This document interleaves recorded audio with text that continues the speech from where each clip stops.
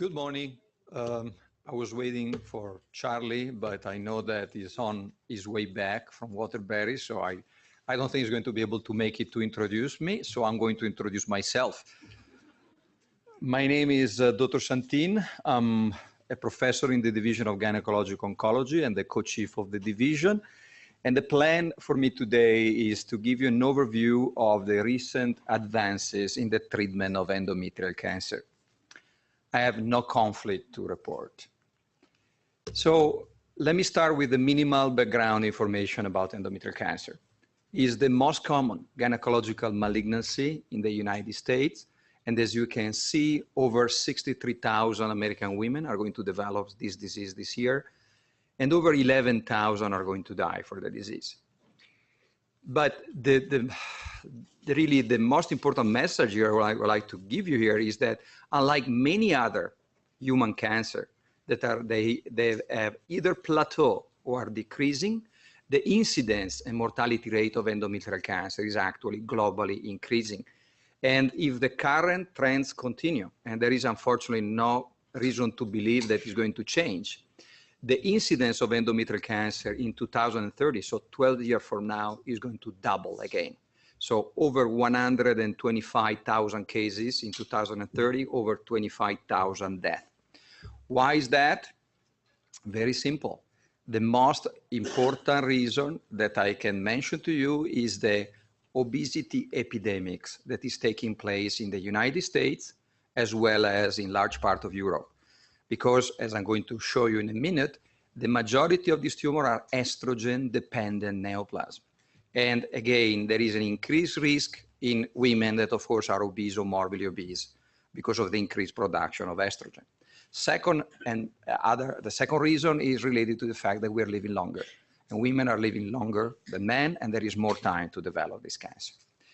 So how do we classify endometrial cancer? 35 years ago, Ian Bookman from the Soviet Union published a very nice piece of work dividing for the first time into main category endometrial cancer, type 1 and type 2. And to do that, he was using both clinical as well as histopathological variable to be able, again, to differentiate this cancer. Clinical were related, once again, to what I just told you, was the patient obese or not? The histopathological variable, they are mainly related to the histologic characteristic of the disease. Was the tumor an endometrioid type, so the most common, or was, again, a uterine serous? That is, again, a variant that he defined as a type 2, a biologically aggressive. And I'm going to tell you more in the next, again, few minutes about that, because I'm going to focus my talk on the type 2 cancer today.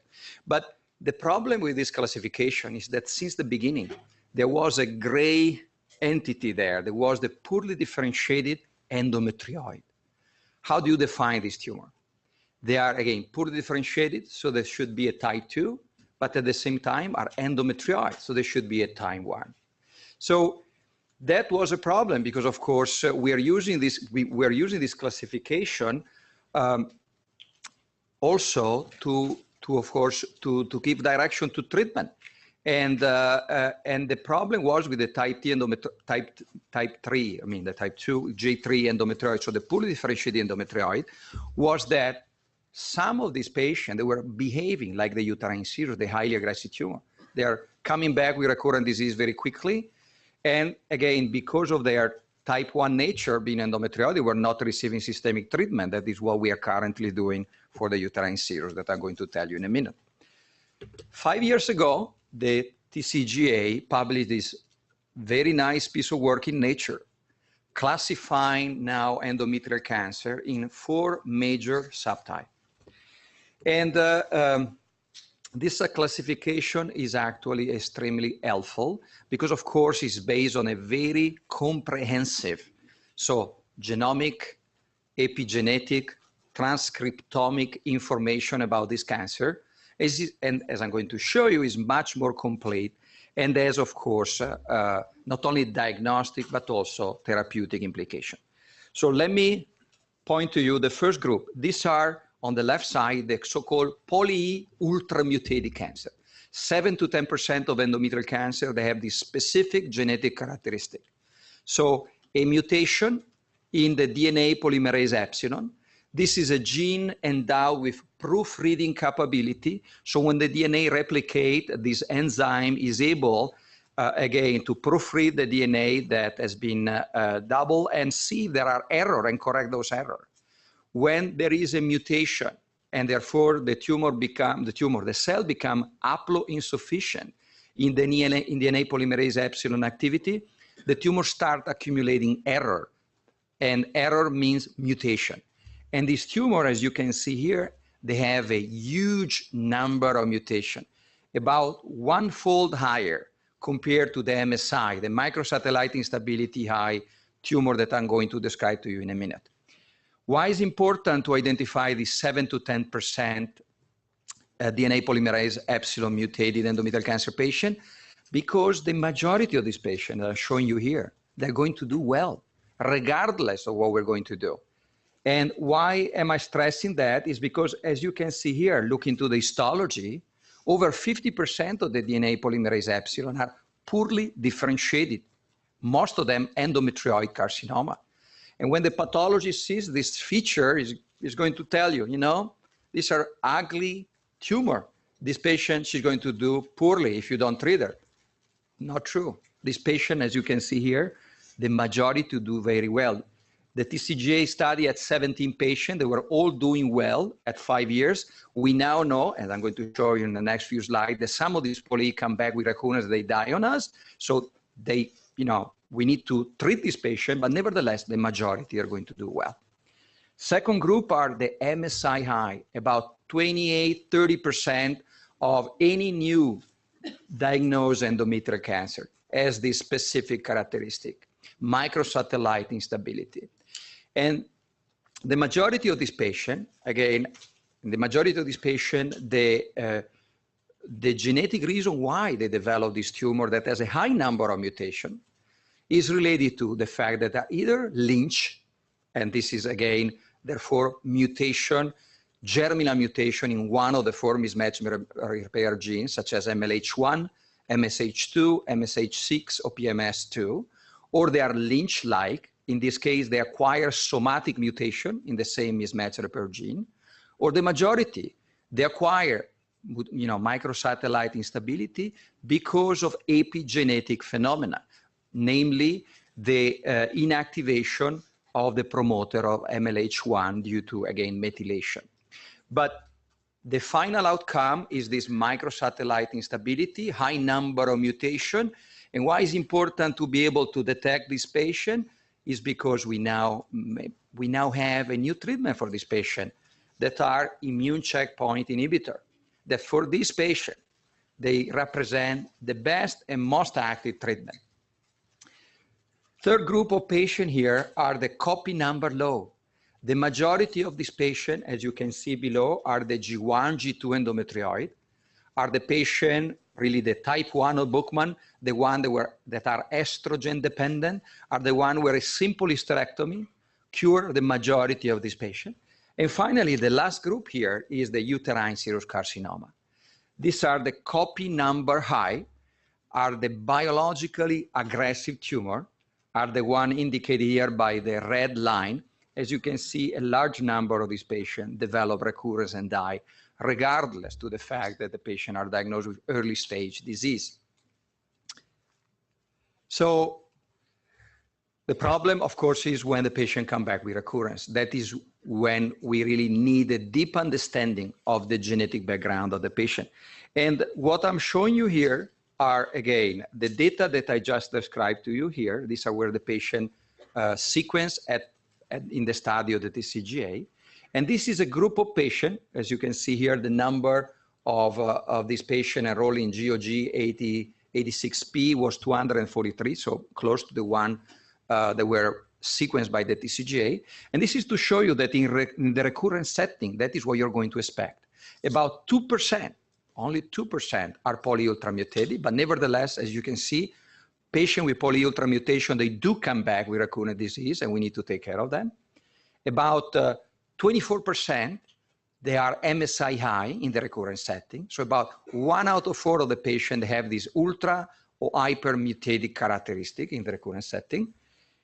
And of course, this is the group of patients that where I'm going to focus my presentation today. So 43% of the recurrent patients, they have a copy number high, serous-like type of endometrial cancer. This group here, once again. So let's talk about uterine serous carcinoma, the big killer in endometrial cancer. Is a rare subtype. Only 3 to 10% overall of the endometrial cancer diagnoses are related to the uterine serous, but unfortunately account for over 40% of all the death. This is a biologically aggressive tumor. When we see this patient in clinic, we perform an endometrial biopsy, we perform a pelvic exam. The disease clinically seems to be to stage 1. But when we do the comprehensive surgical staging that is mandatory to stage properly the disease, up to 70% of these patients with uterine serous carcinoma, they have already disease outside the uterus that either involve the lymph node or involve the omentum and so on. So the overall survival of this patient remain low, as you can see here, in the range of 40%. And the problem with this tumor is because they are rare and they're so biologically aggressive, we do not currently have good standard, treatment for this tumor. So let me tell you a little bit how things have changed in the last few years. So the genetic has, of course, changed a lot in any sort of cancer, but in endometrial cancer in particular, in our specialty, is where we are taking more advantage of the genetic sequencing, the next generation sequencing result that we are now able to obtain on a routine basis. So very briefly, here is only to show you that uterine serous carcinoma is, let me go back for a second, is very different genetically from the endometrioid type. The molecular characteristic of uterine serous are mainly related to p53 mutation, that is one characteristic that share with high-grade ovarian carcinoma. This tumor is also highly genomically unstable, like high-grade ovarian cancer, so a large number of copy number gain and losses. But one of the main characteristics that I have to emphasize today, because again, I'm going to show you a new treatment for this disease based on this specific type of genetic characteristic, is that 27% of the uterine serous carcinoma genetically sequenced in the TCGA Nature paper, they had amplification of CRB2, HER2/neu, epidermal growth factor type 2 receptor. And these are the data that I'm showing you here from one paper from my own lab that was published in same year, 2013, of the TCGA, only 3-4 months earlier than the Nature paper. And once again, was showing you here that up to 44% in our series here at Yale was showing amplification of the HER2, the HER2/neu, again, receptor. And the discrepancy here between the 27 and the 44 is mainly related to the fact that in this study, about 37% of the patients were African American versus less than 6% in the TCGA data. And why is that important? Is because African American patients have about 3-fold increased incidence of uterine serous carcinoma compared to, again, other type of endometrial cancer.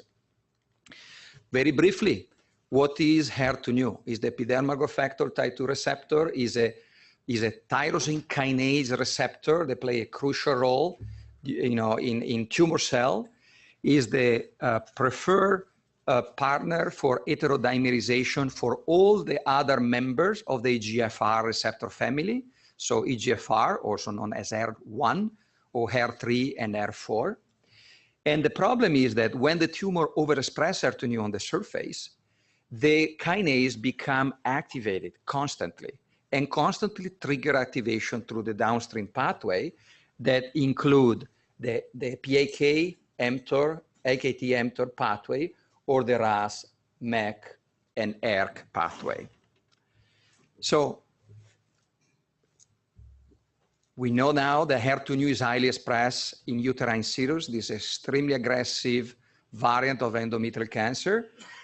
And we know that trastuzumab Herceptin is one of the major approved treatment by the FDA for HER2/neu amplified breast cancer. So the question is, can we use trastuzumab for the treatment of this disease, similarly to what has been done for breast cancer, and we're now represent again one of the main treatment for metastatic recurrent disease. The question, and I'm going to show you in a minute again the work that we've done in this direction, is that the Gynecologic Oncology group has already done this study. They already looked to trastuzumab Herceptin in endometrial cancer overexpressing HER2/neu. And what that NRG GOG study found is that single agent trastuzumab is not effective. They did not see a single PR, so partial response or complete response in that study. They enrolled 33 patients with this characteristic. Now, what I must tell you is that the GOG 181B, that is the study that I'm referring to from NRG, had a lot of problems. And indeed, I wrote a letter to the editor when this this paper was published, was actually accepted and published on the same journal, it was Gynecologic Oncology, to really emphasize, highlight all, again, the flaws that that study had, okay? And the main flaws was related to the fact that only about 50% of the patient, they had HER2 amplification. So they really had amplification of the gene encoded for HER2/neu that we know very well from the breast cancer literature that is the best way to select patients that they are going to respond well to treatment. Second problem was that these patients were heavily pretreated, up to 7 previous lines of chemotherapy. I skipped the slide before because I don't have the time. I have 25 minutes, but what we know is that trastuzumab mechanism of action, the main clinical activity of trastuzumab, is not, again, the pharmacologic effect that is the prevention of the heterodimerization of the HER2/neu receptor, is ADCC, antibody-dependent cell death. You must have immunity. You must have natural killer cell there that are able to bind the Fc receptor with antibody to be able, once again, to attack the disease, release granzyme, cause apoptosis of the tumor. And if you have patients that they are heavily immunocompromised because of this heavy pretreatment, you understand, again, that it's going to be difficult with single agent trastuzumab to have, again, to see clinical activity. And that was indeed the case. But regardless, in those 33 patients, about 15 had HER2 amplification, and we did not see clinical activity. How can we explain that? So this is work from my laboratory. And what we've been able to do after that study was really to try to understand the mechanism of resistance of this disease that makes these tumors so different from breast cancer. The first thing that we learned was that unlike breast cancer, where in the majority of patients that have 3+ expression, they are HER2/neu amplified, you see a homogeneous type of expression of the HER2/neu. In uterine serous, things are different. Up to 53% of patients with HER2 amplification, they were showing heterogeneous expression in HER2/neu in the tumor cell. And here are 2 examples. So these are 2 uterine serous in our series of 108. And as you can see, you had clear 3+ positivity in part of this gland, but you have area of cancer that there are 0 expression of HER2/neu or 1+ expression of HER2/neu. And you may understand that if you're using single agent trastuzumab is highly specific, right? It's a precision medicine type of treatment. It's going to attack the HER2/neu positive, but there's really no bystander effect. So the cell that they do not expression may, of course, proliferate. The other important thing that we have seen in uterine serous carcinoma is that up to 2/3 of the HER2 amplified uterine serous carcinoma, they also have amplification, hotspot amplification in the PIK3CA gene. And why is that is important? Is important for what I'm showing you here. So these are 4 primary cell lines, all RB amplified, treated with trastuzumab. These 2, they have PIK hotspot mutation. These 2, they don't. And as you can see, the IC50 of trastuzumab here is in a clinically relevant range, when for the other 2, there is no way that we can reach 449, again, microgram per ml in the plasma of this patient. This is clearly showing you that when you have hotspot mutation in the PIK3CA gene, trastuzumab cannot do much.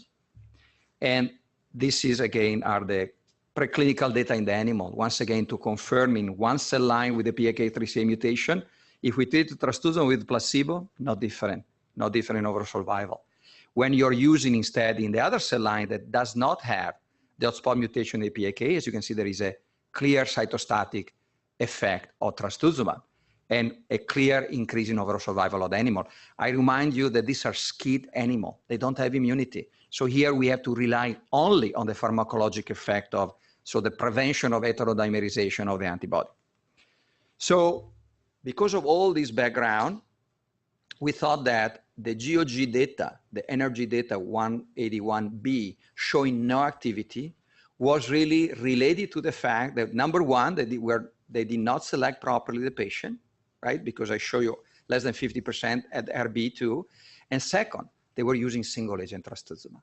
So we thought that to construct a randomized phase 2 trial, using the gold standard treatment for USC for advanced stage disease, that is carboplatin and paclitaxel, and add in 1 arm, again, trastuzumab, so to do a combination of Herceptin plus carbopaclitaxel and compare this treatment to the gold standard therapy. And this is the study that I'm going to show you very briefly. So once again, the primary objective was to evaluate whether the addition of trastuzumab was increasing PFS in patients with advanced or recurrent uterine serous carcinoma, that they were showing 3+ HER2 new expression. Secondary objective were to assess, again, objective response rate, overall survival, and the safety profile in endometrial cancer patient. And finally, we have multiple exploratory objectives. I don't have the time to tell you about that. So the trial was originally designed to enroll 100 patients, but the problem was that when we were, ongoing with the trial, we realized that the accrual rate was indeed lower, even if we had 11 sites in the US enrolling patients. And also the observed progression that we estimated to be 6 was in reality a little bit longer. Because of that, the study after 6 years was stopped when we had 61 patients, 3+ positive in the trial, about 30 and 31 in each arm. I'm going to show you the data in a minute. So main eligibility criteria, stage 3, stage 4, for the recurrent patient, they have to have measurable disease. And this is the consort diagram. These are the patients that we, again, in almost 6 years, we place on this trial. I remind you, uterine serous is rare, 3 to 10%. Here we are enrolling a subset of, again, of a tumor that is rare. So about 30% they overexpress actually HER2 new to the level that allow enrollment in the trial. So about 29 subjects were enrolled in the control. 1 subject withdrew after the randomization. She was mad that she was not receiving trastuzumab, so she decided to get carboplatin and paclitaxel somewhere else. In the other, again, in the arm with trastuzumab, we randomized 32 subjects. 2 patients were, again, FISH negative at the central review, and they were removed from the efficacy analysis, but kept for the toxicity analysis. And this is only to show you that, again, 41, so 71% of the patients enrolled in the trial had advanced stage disease, stage 0, stage 4. 29 had recurrent disease. The treatment arm did not really differ significantly by race, ethnicity, study site, or disease status. Again, advanced versus recurrence or previous treatment.